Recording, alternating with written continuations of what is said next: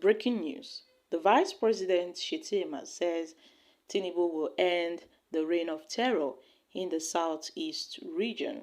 Now, the Nigeria's Vice President Shettima has also declared that those who are agitating for the restoration of the state of Biafra are not representing Ndibo or the nation's interest. Guys, let's find out more as we hit the news. But if you're joining us for the first time, you're very much welcome. I sincerely appreciate your presence. Kindly subscribe and please don't forget to give us a thumbs up. Thank you. The Vice President, who spoke on Friday in Aba State, where he noted that President Bola Ahmed Tinubu-led administration would end the reign of terror in the southeast region. And according to Shettima, President Tinubu is worried about the economic diversification inflicted on the region owing to the agitation and the raising attacks promising to restore normalcy. Speaking while unveiling the Peace in the Southeast project by the Deputy Speaker of the House of Representatives, Benjamin Kanu, in his home country, Bende, the Vice President said that the President is aware that, yes, his commitment to Nigeria's future remains incomplete as we grapple with the sinister operations of economic saboteurs, who he refers to as the IPOB agitators, who masquerade as advocates for the Ndibo. That's why he is determined to utilize all available resources to ensure that the peace we are establishing in this region is not cosmetic, and we cannot guarantee it unless all of us see through the falsehood and the propaganda that has become weapons against our unity. Now, my country people, the Vice President Shettima believes that those calling for IPOB, that's those calling for the Biafra agitation, are not, true peacemakers, that they want to destroy the unity in Nigeria. Now, we all know that there has been an increase in violent attacks in the southeast region following the detention of the leader of the indigenous people of Biafra, IPOB Kanu, since June 2021. Over his agitation for the restoration of the Biafra Republic. His followers, in a bid to press the federal government that was led by the then former President Muhammad Buhari, they declared every Monday sit-at-home in the entire southeast region. The enforcement of this order pitted the group with security agencies, leading to the killings of several people and the destruction of millions of businesses. Now, this has become the order of the day in the southeast region, where insecurity has been ravaging every corner in the southeast region. Now, this has been anchored on the sole detention of Nnamdi Kanu and also the actualization of the Biafra nation. Now we know that this major security threat poses a very big threat to our unity in this country. Nigeria, as a nation, we've faced several security threats. We've faced kidnappings, bandits, terrorists. We have secessionist agitations. We are even seeing the farmer-herder clashes here and there. But when you go to the southeast region, the major threat in the southeast region is the secessionist agitation of the proscribed indigenous people of Biafra. When you go to the southwest, you see the IPOB, that's the Yoruba nation, the Oduduwa nation. So many regions are being faced with one insecurity challenges or the other.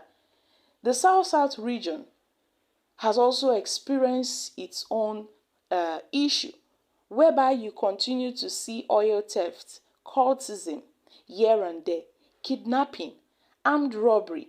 This community clashes is very common there.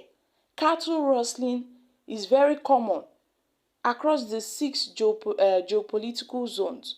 So, my country people, this security threat in the country is being fueled by so many vices. But we are talking about the southeast region, and a lot of people has called that for the insecurity or the insecurity that is ravaging the southeast region, for it to stop, is for the federal government to listen to the cries of the IPOB members by releasing its leader. That is the first step.